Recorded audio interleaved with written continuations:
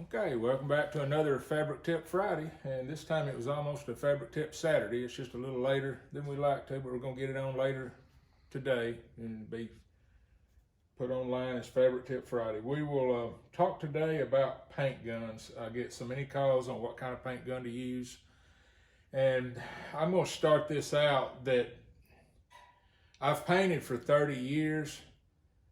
And everyone has their favorite paint gun. I'm just going to explain to you the progression, what we've went through here at our restoration shop and what we've used and the pluses and minuses. If I mention something in here on the size of the air cap or type of air cap or needle or flow tip, if you're unfamiliar with those terms, maybe I'm going to do one on setting a gun at a later date. But some of these terms, I don't mean to sound harsh, but if you're so new to it that you don't know some of these terms, you might need to slow down before you're actually going right to painting your first project or doing something. And when I tell people to get a little practice, I don't mean pour a cup full of paint over onto the side and mix it up and spray the side of a piece of board or something and say I'm practiced up. I've been doing it for 35, 40 years, and I still find new things that come along. It's just an art, and it kind of takes away from a lot of the professionals out there that are doing airplanes and turn out perfect work, what I call perfect work, that in a sense, sometimes the newbie does come up with a really nice paint job and everything, but just beware that you're getting off into something now that sort of ain't going to make sense. It's just what we've used, and everyone has their favorite gun, so there's no need in a conflict here on which gun is better. I don't think there's actually a better one. It's what you're used to using. To start out, I want to explain when I tell people using the PPS cups or whatever, most time when you get a paint gun, it has this top feed if it's like an HVLP. First thing I tell people to do is look down in it and there'll be a little filter. Get that filter completely out of the paint gun because it's not needed. A lot of the heavier primers and stuff is just going to give you problems flowing through that. But when I talk about the PPS cups, you can get them at your paint shop, or I just get online on Amazon. There's two different kinds. I don't have one of the tops for these, but it comes with a plastic top, and you'll slide this down in it, and you'll snap that down in it, and you always want to make sure that you're getting it into that, because if you wrinkle the side, then you hold it up, it's going to pour out. But it'll have a screw top that'll lock this together. The little smaller ones, I buy them by the box of 50, and I don't know, they're not even $1 a piece, I don't think, maybe 75 cents. It'll come with this plastic deal. You can just put this little insert in it. It's a box of 50. It's got your mixing things on it, your 4-to-1, 3-to-1, whatever you're doing. And what I like about them is you'll put this in, get it snapped in, and just snap those two sides on. And then whatever gun you're using, you'll have to research which one you need. Most time you can go to a good an automotive paint shop or something. You'll want to buy this adapter to screw in the top of your gun. That way, you just push this on and lock it one way, and you're ready to go. When you're done, I always like to, once you feed this, it's got a solid paint through here. If you turn it up, without letting an air release back, I usually undo my hose, turn it upside down, pull the trigger, that lets air release and lets it come back down, turn it, and then just work it off. And then all you do is just pop the edges loose, throw that away. But that's the little adapter you need for that, and there's several kinds. So that's what we use, and that way you're not using a whole lot of reducer to clean out that factory cup, that top or anything. And also, you take that filter out. A lot of people want to use strainers. This one's a 190 micron. What you get at most of a paint shop, works fine.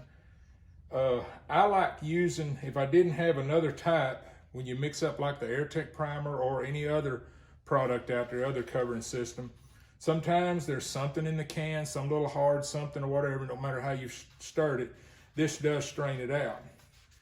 But what I like about these cups, they've got a 120, and it's a screen right on the top. And the only thing that I have found, we have 5 different sizes of metallics when we make a lot of our metallics. And some of our heaviest metallics, I have noticed when I got done painting, that in my mind, I feel like it might even be straining out some of those metallics. So that's up to you to determine if it's doing that or not. But that way you can do whatever you want to, and your straining is in your cap on that part of it. One other little quick thing, and I'll just add it into this video. Everybody thinks that, well, okay, I'll throw away all of that, and all I can do is pour me a little bit of reducer down this hole, and I can shake it, and I can spray through it, and I'm clean. When you're paying hundreds of dollars for a paint sprayer, next door or over in my shop or next door in the restoration shop, when I'm done painting, I'll go ahead and take the air valve off the bottom. And I'm usually using the black natural gloves or whatever. I'll take this loose, I'll take my brush, I'll clean the inside, I'll have me a paper towel laid out, wipe off, lay to the side. Unscrew your needle all the way, wipe it off. You'll have a little paper towel with a little bit of thinner, you know, there's no you needing soak in this, and I'll clean that off. And I'll pull my needle out, and I'll clean and wipe that needle down. And if you do get a little paint, don't think, well, I'll take a little Scotch pad or something or sandpaper and I'll really shine that up. If you do that, it's not going to spray right. You cannot mess with that tip or any of that. You won't clean it. If you end up leaving paint in it and think, well, I'll just put stripper or soak it in stripper, it's catalyzed on me, it'll ruin your gun. I don't know what it does to them. So don't use anything abrasive. Clean the needle. I take a wrench. I unscrew the cap. I'll take my brush and I'll clean that. Clean the outside, wipe down, clean all the inside of that. I'll take the barrel, I'll take my brush and I'll clean there, pour a little bit of fluid through it. I'll clean the inside of this. Then I'll pull this back and I'll run my brush in some of the main nooks and crannies, and then I'll take my rag and I'll give it an overwall, and I'll just let it dry like that. Every time I paint, I do that. And that didn't take 2 minutes to say that, and that's about how long it takes me to clean the gun. I see these fancy ones that has the several $1,000s and you hook a hair and it runs stuff through them. I guess those work, but I have seen some of those that has run it through it so long that stuff has built up on the needle that never really got cleaned off. This is the way I like to just always clean my guns. All right, the paint guns that we use in the past, we used a couple, I'm talking about way back, from like a crow barreling game that worked as far as our skills, worked pretty good. They were like a $60 gun, and it seemed like they would work for 3 or 4 months and it'd get to where the spray pattern would mess up. They would wear real easy. The primers would wear on them, and that's just what they were, was $40 or $50 guns. We looked on the package. We'd found one that we really liked, and it wasn't very expensive, but we got to where we were buying one about every 3 or 4 months, and every now and then you'd buy one that didn't spray good out of the box. All of the guns that I'm going to talk about today, that doesn't have any O-rings or anything. They're all machined together to not have anything like that in them, nothing to wear or go bad. But I have, we looked on the back of the box, and some of these that we would pick said DeVilbiss. Well, yes, it didn't say DeVilbiss on the gun, but we were thinking, well, it's by Harbor Freight, but DeVilbiss made it, so it must be like a DeVilbiss gun that's $500-600. Well, Chevrolet made the little S10, and they also made a Corvette. So just because it said DeVilbiss or something on it, that was their bottom of the line. They were selling to Harbor Freight or letting them sell. You kind of get what you pay for. When we moved off of those line of guns, and I have people call me and tell me, I always buy Harbor Freight guns and I just throw them away and I do what I need to do and it does perfect.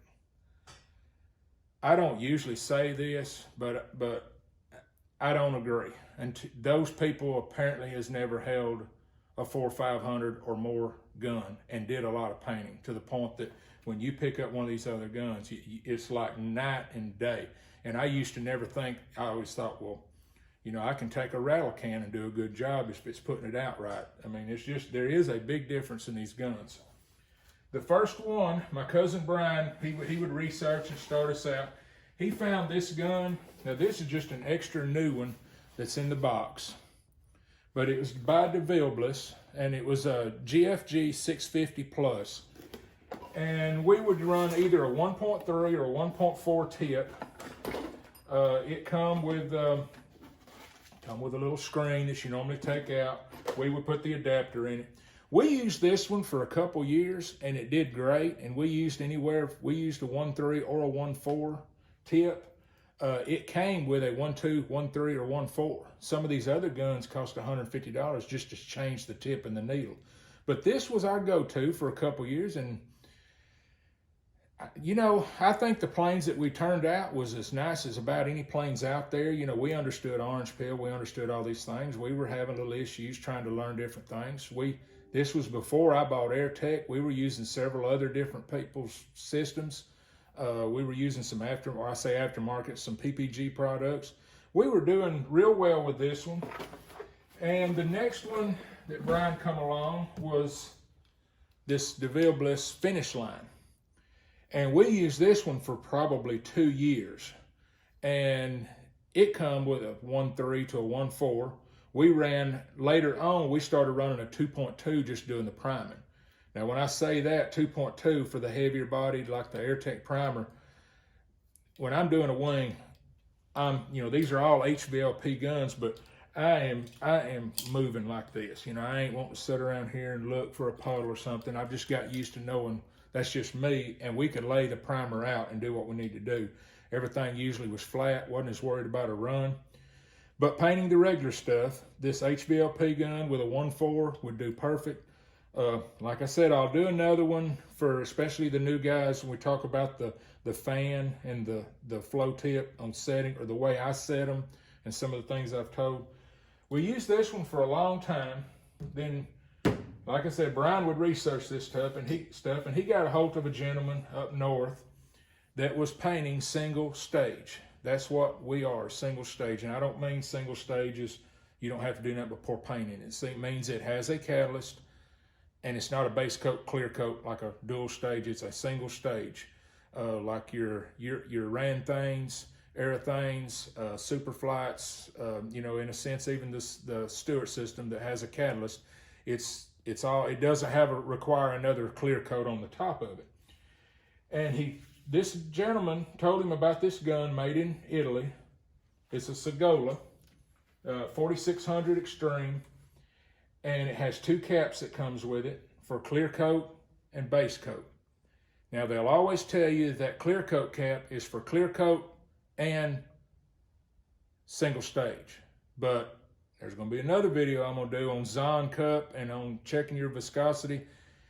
That's true and that's not true. It is true that you're getting the shine out of the gun, and that you're not going to do no more to it. But the paints are a little heavier bodied than your clear coat. So beware that just because it runs the green cap for the base coats, and then this one's supposed to run the one for the clear coat and the single stage.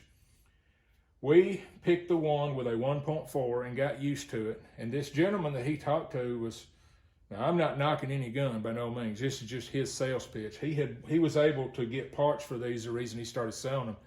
He said in their shop, and I don't know if it was motorhomes or what they were painting single stage, but he said when you have a guy that's what I call an old hippie painter type guy that has SATA or a WADA tattooed in his arm, he's spraying with one of these. That tells you something. And I've talked to several people that's not in the line of work I'm in that has thought the same thing once they started using this gun. You can pick this gun up for $500 to $600, I'm just guessing, or whatever. And I have used this one that it has what they call the tulip effect, that it's not just an angled, coming down like a triangle. It comes out and down. I've just got used to using this with a 1.4 nozzle. And it's just my go-to gun. I mean, and I've had guys paint with it, and it works great. I went to some seminars through some other companies that I painted with a SATA, and they're great. They had their set. They knew what gun we needed to use with what product. I did several, sit downs with them, and we actually was doing painting. Felt the same way. But this one is the one that's our go-to. And about 6 months ago, Don Wade with C&D Aviation, and I'm not sure what Chad Cole, I don't remember which one they're using. Everyone has their gun they like to use. They all keep talking about this Awada. If you use Awada, you will never, so I own AirTech, and I told Brian, I said, let's get one. Let's get an Awada. Well, we researched, and I want to use this just so I don't mess up. The LS400 Supernova is what everyone says that they use. And it has a gold tip and another color tip for base coat, clear coat, just like this. Well, they have a brand new Intech HVLP. And we called the main company, and what they explained was, well, that's our newest version that we feel like we've met the about happy part between the both worlds, and we only have one cap. And in my mind, I was like, you took away from one end to the other to have one. I'm just old school that way.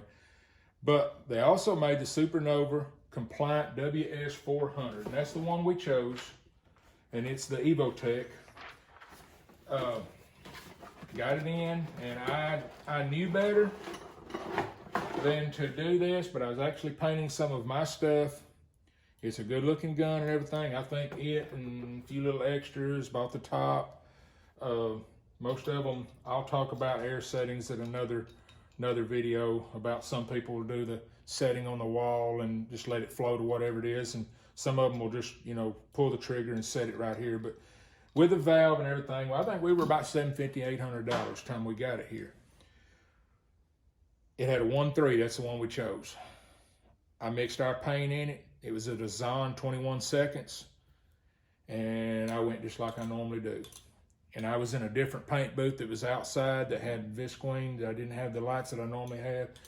And I laid across my normal pass, and I backed up and looked, and I had dry spots. Nothing wrong with the gun, but there was dry spots, which means I should have been going slower, holding it up at an angle and going slower.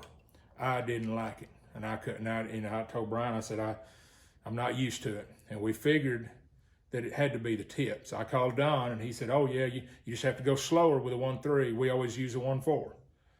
So it was $150 coming. I'm gonna get me a 1.4 because I'm gonna give everything a fair shot. But I know enough about it that it is a good gun.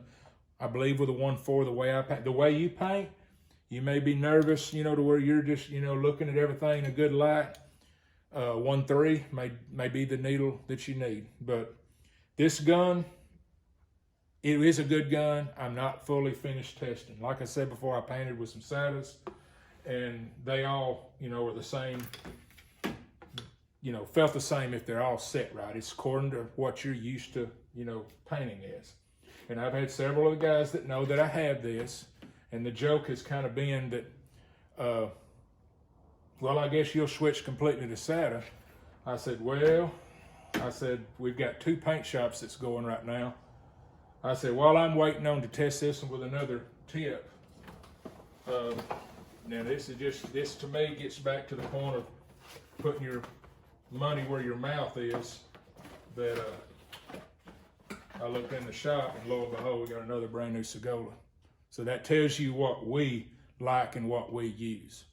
I will never knock this gun after I've tested it, and I'll tell someone I think it's an excellent, I'm not knocking an Awada. That's pretty well about the top of the line. But I'm not going to stand flat-footed and say, oh, you weren't in some old Sagola aftermarket. Until I see them buy one and then tell me there's something wrong, then we need to sit down and do some more talking. This is what we go with here. Now, when I get the 1.4, I may do another video and go, nope, this one's right in there with it. I don't think this is going to do any more than this one. There's $200 difference in these. I think you can get one of these for around $5 or a little less. I think these other ones Brian got for $200 or $300. These are a couple $200 to $300. And all of these work good. So that just gives you a little, you can get kind of confused at different things. We've worked our way all up, and I don't think it's a matter of going and finding a $1,200 gun or something for what we're doing. I'm going to check the 1.4 in this one, and I think it's going to be a great gun. We know what these are, and this one, I don't know how many gallons and how many years we've got out of this thing. We try to clean it every time, and it's never let us down on anything. So as far as gun choices, that's what's used here. And I've mentioned what's used at some other places. You know, you're recovering an airplane, you're restoring a Super Cub that you're going to drop 50, 60,000 in. That's minimal if you're not going to mess with the motor or anything. That what's a $500 gun or something, you know? So if you've got some painting, you know, time under your belt and you start to run one of these, you'll just notice that everything is just an even flow, and it seems like you just don't have. I just never see one of these spit, you know. And one thing I didn't mention on this 4600, this is a LVLP, not a HVLP, a low volume, but it still runs. This one with this cap runs at a little higher PSI, which means when the trigger's pulled, you open this to where it's at about 35, which means it's running about 27 or 28 at the cap, where some of the HVLPs are running, you know, 18 at the cap, which means they're down about 21 here.